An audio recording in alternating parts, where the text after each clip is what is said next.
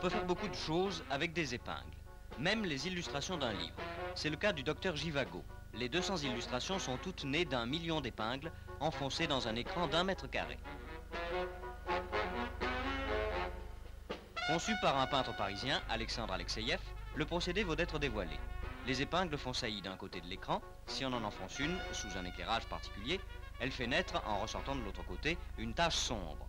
En en enfonçant plusieurs, on obtient d'un côté une figure claire, de l'autre une figure sombre identique. Première opération. Au verso, Madame Alexeïev, au moyen d'un rouleau, enfonce les épingles. Au recto, simultanément, apparaît donc une bande uniformément sombre. C'est sur cette bande qu'Alexeïev va travailler en enfonçant certaines épingles.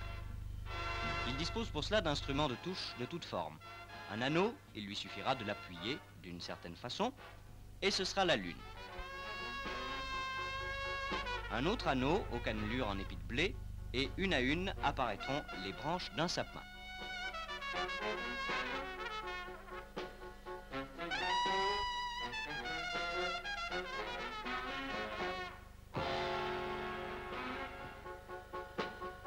Pour finir, un rouleau parsemé de trous et de bosses.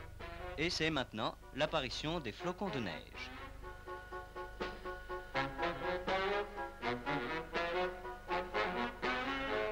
Ainsi, par le simple jeu de l'ombre portée des épingles, plus ou moins enfoncées, tout un tableau est né qu'un coup de rouleau effacera. Mais auparavant, il aura été fixé sur une plaque photographique. Là n'est pas limité le procédé d'Alexandre Alexeïev. Par les variations de la source lumineuse et en appliquant le principe du dessin animé, il a pu aussi, image par image, donner la vie à un monde merveilleux. C'est ainsi que sont nées, voici 25 ans, les fantasmagories d'une nuit sur le Mont Chauve, un des classiques du dessin animé, orgueil de toutes les cinémathèques.